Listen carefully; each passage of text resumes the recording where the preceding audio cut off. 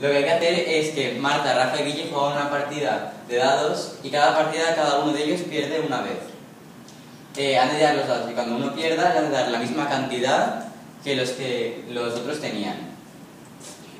Por ejemplo, si Marta tenía 20 euros y pierde la primera partida, Rafa ahora en vez de 5 euros tendrá 5 euros más 5 euros, que era lo que tenía antes, serán 10. Y Guille tenía 8 euros, porque serían 8 euros más 8 euros, 6.